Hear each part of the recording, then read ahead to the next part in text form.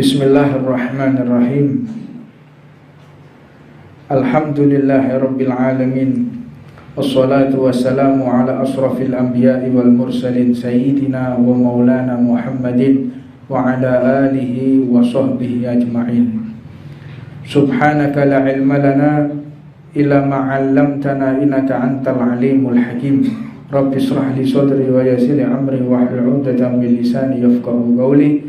Assalamualaikum warahmatullahi wabarakatuh. Oleh Al-Imam Fudail, Imam Fudail bin Iyad, beliau ini memiliki banyak kisah. Imam Fudail bin Iyad itu orang alim besar, orang wali besar, sehingga seseorang itu kalau menjadi muridnya pasti insya Allah dia akan bermimpi bertemu dengan Rasulullah. Itu menjadi muridnya. Orang yang duduk di majelisnya, ketika pulang dia mimpi Rasulullah. Ketika pulang mimpi Rasulullah. Majelisku lah gak. Ya, mulai ke majelis ngimpi nol sampean ya. Bedane Fudail bin Iyad be Husain Ba'akil ono bedane ya. Imam Fudail bin Iyad ini memiliki murid yang luar biasa. Salah satu muridnya, Imam Fudail bin Iyad ini punya murid yang sangat-sangat alim. Beliau duduk pas di depan, duduk di depan. Tidak pernah absen, duduk terus luar biasa. Pulang juga terakhir, datangnya pertama kali mempersiapkan tempatnya, gurunya mempersiapkan tempat majelis, luar biasa. Ketika datang penyakit, si murid ini kena penyakit sehingga murid ini wafat.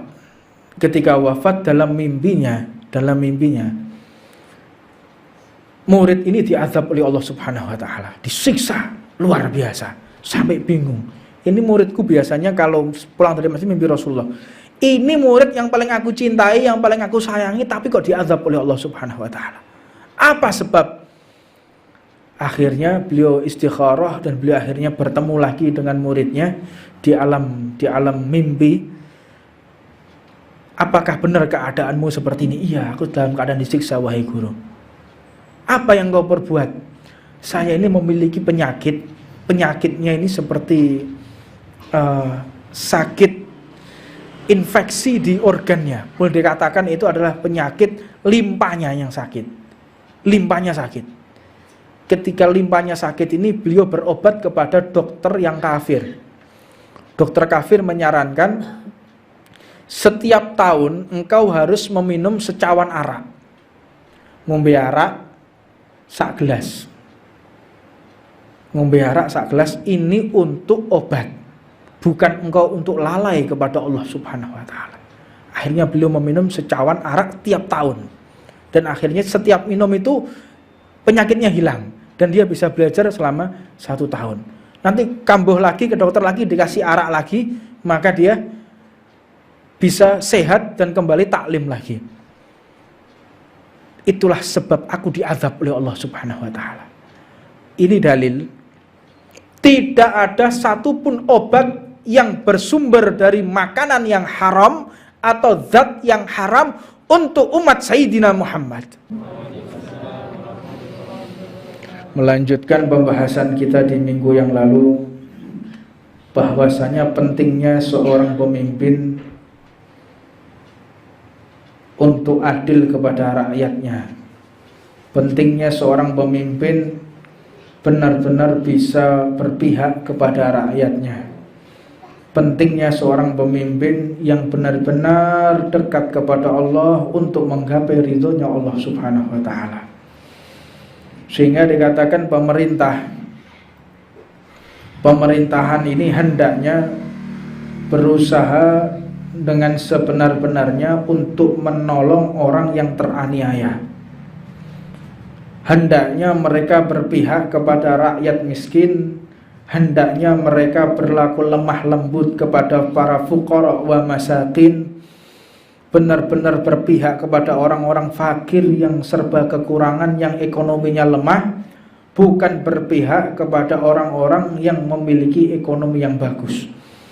Sehingga dikatakan ketika pemerintah yang adil itu dia berlaku khafif, dia berlaku lemah lembut kepada orang yang tidak mampu, orang yang kesusahan ekonomi, orang yang susah mencari makan, atau orang yang bekerja dengan kerjaan yang sangat parah, kerja yang parah, kuli bangunan, kerja yang parah untuk memecah memecah batu, orang yang kerjanya parah, yang benar-benar menjadi buruh pertanian. Ini orang yang membutuhkan kasih sayang dan kelembutan, bukan mereka yang hanya mencuri kayu terus dipenjara seperti orang yang mencuri uang 100-200 juta. Ini tidak adil yang seperti ini. Memang di dalam kategori syariat tidak ada beda, harus dipotong tangan. Tetapi ketika yang memiliki harta, orang yang meridhokan hartanya, insya Allah bisa diatasi daripada hukuman tersebut, karena yang memiliki harta telah ridho kepada yang mencurinya tadi, memaafkan. Maka hendaknya seorang pemimpin itu pemimpin yang senantiasa menjadi penasehat untuk rakyatnya. Dia menasehati, kalau ada rakyatnya maksiat, dinasehati, engkau jangan maksiat. Kalau ada rakyatnya tidak sholat, bagaimana caranya rakyatnya sholat. Kalau ada rakyatnya melakukan perbuatan yang keluar dari syariat, bagaimana mereka meluruskan, pemerintah ini meluruskan. Saya kira gak ono dodol bir ya tanda tangani ya. Minuman keras tanda tangani, sementing duit cow. Ayo. Yang penting ada uang masuk, yang penting ada income ya. Tanda tangani, tidak peduli mau haram mau halal, kembalikno bondo ya. Dikira jadi pejabat saiki gratis to piye. Nah, ini yang terjadi di negara kita ini.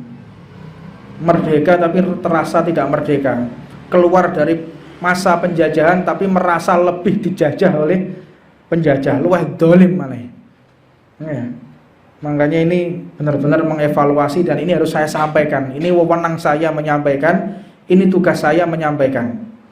Ya, tugas saya sebagai seorang ustadz, sebagai seorang mubaligh, sebagai orang yang memiliki amanat dari Allah Subhanahu wa taala untuk menyampaikan, maka hal ini harus disampaikan.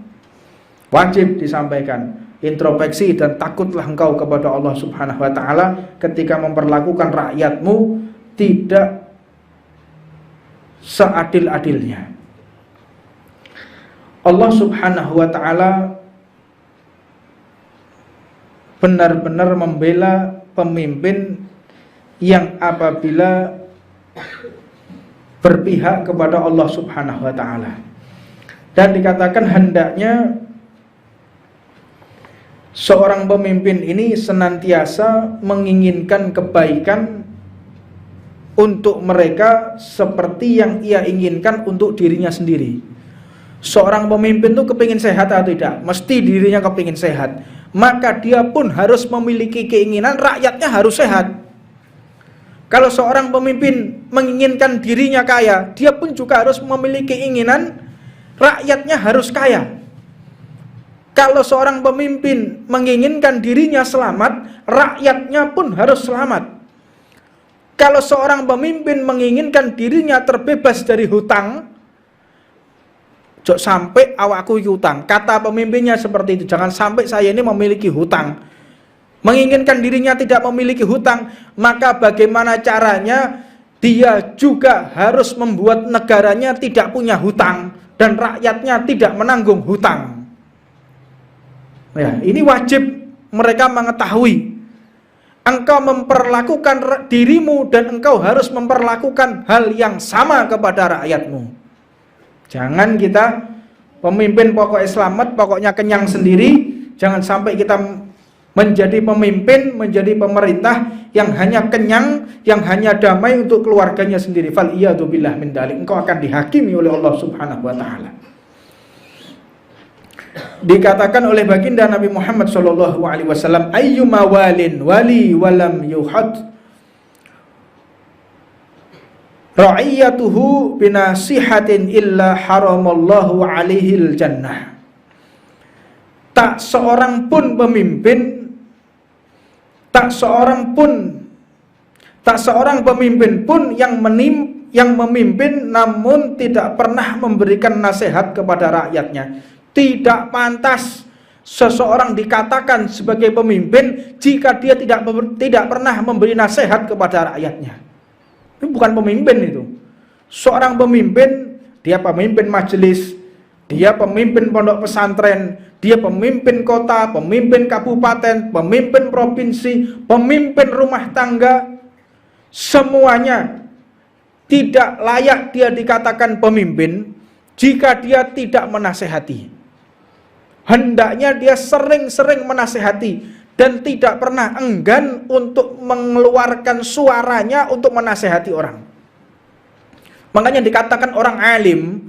Siapa sih orang alim itu? Orang alim itu bukan orang yang berilmu. Orang alim, orang berilmu, faqih, dia seorang fuqaha, dia seorang mufassir, muhaddis. Oh, ini alim, bukan. Orang alim itu adalah orang yang senantiasa menasehati apabila menjumpai kekeliruan di hadapannya. Ini orang alim ini. Ada kesalahan, ada orang salah, sholatnya dia nasehati, ini orang alim.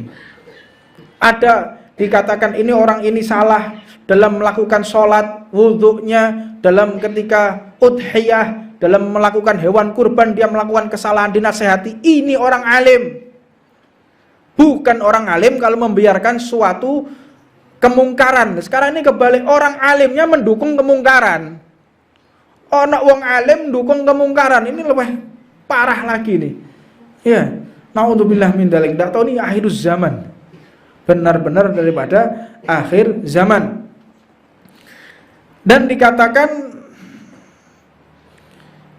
orang yang senantiasa menasihati, yaitu orang alim, ya, pemimpin ini, niscaya Allah Subhanahu wa taala mengharapkan surga darinya. Kalau ada seorang pemimpin, seorang kepala rumah tangga, kepala RT, kepala RW, kepala perkampungan atau kepala suku atau kepala daerah tersebut tidak pernah memberi nasihat, Allah telah haramkan untuk masuk ke dalam surga. Haram dia masuk ke dalam surganya Allah. Senantiasa dia memberikan nasihat-nasihat. Jika seorang pemimpin yang dikatakan pemimpin bermanfaat, maka mereka memiliki sifat melindungi rakyatnya dan senantiasa berperilaku baik. Nashkurullah, kita bersyukur kepada Allah Subhanahu wa taala yang ada di kota Tuban. Sebagaimana yang dikatakan oleh Habib Jamal, niki bejo wong Tuban, duwe bupati kayak ini, bejo. Nyuwun sewu, akan saya sampaikan sedikit. Ketika saya berpapasan mobil sama Pak Bupati ini, Pak Bupati ini memiliki kedudukan, memiliki wewenang segala macam, naik mobil papasan sama saya. Siapa sih saya ini? Itu mobilnya dipepet, Pak. Ini simpangan mobil, mobilnya. Waktu itu beliau naik mobilnya yang besar, dipepet-nepet sampai meh natap trotoar, mempersilahkan mereka yang untuk jalan sendiri. Subhanallah, Allah yatawil umrah. Mudah-mudahan Allah memanjangkan umurnya. Jadi gak wenang-wenang aku bupati minggiro. Ayo, ndak kayak gitu. Subhanallah, subhanallah. Bener Habib Jamal. Sungguh beruntung beliau, mereka kita yang memiliki beliau di kota Tuban. Sampai urusan remeh di jalan tuh, ngalah pol. Ngalahnya luar biasa. Ini memang mereka yang memiliki ilmunya Nabi Muhammad, pemimpin yang alim, pemimpin yang adil, ya seperti ini. Maka mudah-mudahan jadi presiden. Ojo jadi bupati tok nih kurang pas, jadi presiden Pak udah iso. Sampai dikatakan oleh Al-Imam Fudail, Imam Fudail bin Iyad, beliau ini memiliki banyak kisah. Imam Fudail bin Iyad itu orang alim besar, orang wali besar, sehingga seseorang itu kalau menjadi muridnya pasti insya Allah dia akan bermimpi bertemu dengan Rasulullah. Itu menjadi muridnya. Orang yang duduk di majelisnya, ketika pulang dia mimpi Rasulullah, ketika pulang mimpi Rasulullah. Majelisku lah gak, ya mulai ke majelis ngimpi nul sampean ya. Bedanya Fudail bin Iyad be Husain Ba'akil ana bedanya ya. Imam Fudail bin Iyad ini memiliki murid yang luar biasa. Salah satu muridnya, Imam Fudail bin Iyad ini punya murid yang sangat-sangat alim. Beliau duduk pas di depan, duduk di depan. Tidak pernah absen, duduk terus luar biasa. Pulang juga terakhir datangnya pertama kali mempersiapkan tempatnya, gurunya mempersiapkan tempat majelis luar biasa. ketika datang penyakit, si murid ini kena penyakit sehingga murid ini wafat. Ketika wafat dalam mimpinya murid ini diazab oleh Allah Subhanahu wa taala, disiksa luar biasa sampai bingung. Ini muridku biasanya kalau pulang dari masjid mimpi Rasulullah. Ini murid yang paling aku cintai, yang paling aku sayangi, tapi kok diazab oleh Allah Subhanahu wa taala. Apa sebab? Akhirnya beliau istikharah dan beliau akhirnya bertemu lagi dengan muridnya di alam mimpi. Apakah benar keadaanmu seperti ini? Iya, aku dalam keadaan disiksa wahai guru. Apa yang kau perbuat? Saya ini memiliki penyakit. Penyakitnya ini seperti sakit infeksi di organnya. Boleh dikatakan itu adalah penyakit limpahnya yang sakit. Limpahnya sakit. Ketika limpahnya sakit ini beliau berobat kepada dokter yang kafir. Dokter kafir menyarankan setiap tahun engkau harus meminum secawan arak. Ngombe arak sak gelas. Ngombe arak sak gelas ini untuk obat. Bukan engkau untuk lalai kepada Allah Subhanahu wa taala. Akhirnya beliau meminum secawan arak tiap tahun. Dan akhirnya setiap minum itu penyakitnya hilang dan dia bisa belajar selama 1 tahun. Nanti kambuh lagi ke dokter lagi, dikasih arak lagi, maka dia bisa sehat dan kembali taklim lagi. Itulah sebab aku diazab oleh Allah Subhanahu wa taala. Ini dalil tidak ada satupun obat yang bersumber dari makanan yang haram atau zat yang haram untuk umat Sayyidina Muhammad. Jadi kalau ada orang berobat, ini harus menggunakan darahnya ular, daging ular, hadza kadzab. Ini adalah dusta, bohong. Tidak ada. Tidak ada satupun penyakit umat Nabi Muhammad yang diobati dari zat yang haram. Tidak ada.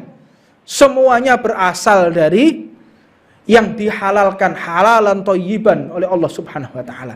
Kalau ono ceritanya dulu, ono penyakit supaya kuat mangan cindil.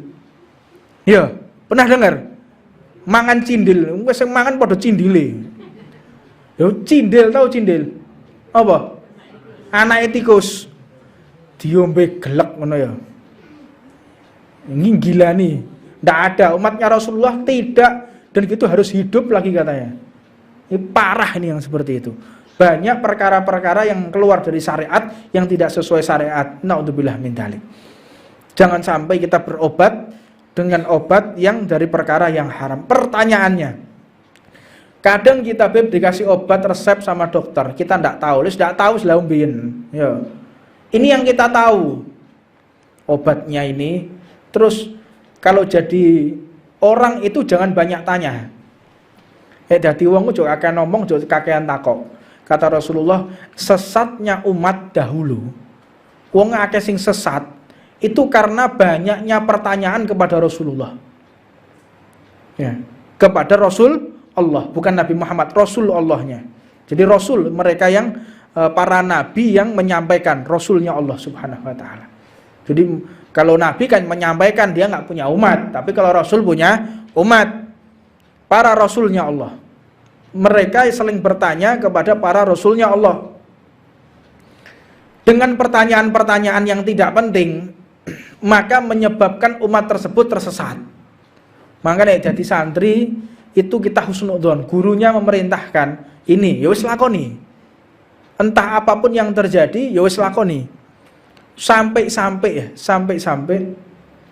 ada seorang murid. Ini sebetulnya cerita yang tidak pantas saya sebutkan dan tidak bisa jadi referensi. Karena ini perkara yang syadid, perkara yang benar-benar tidak layak untuk dipaparkan di depan umum sebenarnya. Tapi ini fungsinya orang yang sami'an wa ata'an kepada guru. Jadi kalau ada guru memerintahkan kita jangan banyak tanya, kita jangan banyak berpikir. Di antaranya Mbah Bisri Samsuri, murid daripada Syekhona Khalil Bangkalan. Mbah Bisri niki diperintahkan oleh Mbah Khalil untuk menuju ke Jawa. Beliau di Pulau Madura untuk berangkat ke Surabaya. Dalam satu riwayat dikatakan naik apa? Melaku le. Melaku. Ini lewati segoro lagi. Ya wis terus lebih lewat segoro. Ya wis dikon melaku ya melaku. Akhirnya beliau ini bisa berjalan di atas air. Subhanallah. Ya jajalan ya. Ya Din, ngotak ngongkon mlaku nang bom, kelep kon dene. Ya aja ditiru. Ini maknanya tiru. Dikongkon Habib ngene ya mati tenan ya. Ini perkara-perkara yang masuk akal. Aja tiru. Kalau saya ini bukan siapa-siapa, dhaif, orang yang lemah. Tapi mereka orang-orang alim itu kayak begitu. Kalau kita punya keyakinan yang kuat kepada guru kita, keyakinan yang benar-benar mantap kepada guru kita, wis ojo wedi apapun, jangan takut apapun, karena kita taat kepada guru kita itu karena dasar ketaatan kita kepada baginda Nabi Muhammad. Taatnya kita kepada guru sama seperti kita taat kepada Rasulullah. Suaranya guru sama seperti suaranya Rasulullah. Ketika engkau menjabat tangannya gurumu, yakinlah niatkan aku menjabat tangannya Rasulullah. Mereka tuh gak begitu penghormatannya kepada para guru-gurunya. Makanya sebagian mereka, Kiai Hamid Pasuruan, beliau tuh ditanya bagaimana wajahnya Habib Ja'far bin Syekhona Segaf. Karena muridnya Habib Ja'far, beliau mengatakan aku tidak pernah tahu bagaimana wajahnya Habib Ja'far. Terus bagaimana engkau ini menuntut ilmu? Iya, selama aku menuntut ilmu belajar, aku tidak pernah sekalipun memandang wajah guruku, diluk. Jadi wajahnya Habib Ja'far seperti apa? Tidak tahu. Lah iku coba tiru, kok diluk kabeh. Aku nih sing bingung ya. Sampai ketawaduannya para wali itu kayak begitu. Jadi yang dipersiapkan hati. Kalau kita diluknya tuh diluk hati, diluk zahir ya diluk batin. Batin yang diluk, zahirnya juga diluk. Ojo zahire diluk tapi jerone ngerundel. Itu mayan fak. Yang penting itu adalah hati, kesetiaan hati, bukan kesetiaan zahir. Penghormatan hati, bukan penghormatan zahir. Untuk apa kita mencium tangannya guru? Untuk apa kita nunduk-nunduk di hadapan guru? Sedangkan batin kita mengutuk guru kita. Batin kita mengkritik guru kita. Batin kita kurang ajar kepada guru kita. Batin kita tidak adab atau tidak sopan santun kepada guru kita. Mayanfa. Tidak ada manfaatnya. Batin yang lebih penting. Ketika kita mengikat batin kepada guru kita, kita selamat dimanapun. Karena guru kita memiliki hubungan yang kuat dengan gurunya, gurunya memiliki hubungan yang kuat dengan gurunya, sampailah kepada Sayyidina Muhammad SAW. Jadilah engkau mata rantai yang kuat, karena guru kalian itu adalah memiliki mata rantai kepada Sayyidina Muhammad.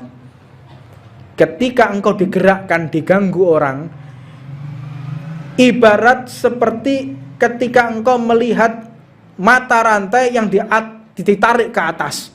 Kau lihat mata rantai yang ditarik ke atas. Ketika bawahnya digoyang, atasnya pun ikut goyang. Nggak ada ceritanya digoyang bawahnya, terus atasnya diam tidak berperan. Tidak mungkin. Mereka lah yang memiliki guru, mata rantainya menyambung hingga Nabi Muhammad. Maka kita sebagai murid-muridnya guru-guru kita, hendaknya mengikat batin kita, mengikat jiwa kita kepada guru-guru kita, sehingga menghasilkan intiwa, yaitu penyatuan hubungan batin, sehingga nyawa kita, roh kita, hati kita menyatu hingga Nabi Muhammad SAW. Mudah-mudahan yang sedikit ini bisa bermanfaat untuk kita semuanya, menambahkan cinta kita kepada Allah dan Rasulnya, menambahkan kasih sayang kita kepada Allah dan Nabi Muhammad SAW. Rabbana atina fid dunya hasanah wa fil akhirati hasanah wa qina adzabannar wa ala man wa sayyidina Muhammad hafid bil hadratin Nabi Muhammadin sallallahu alaihi wasallam. Al-Fatihah. Bismillah.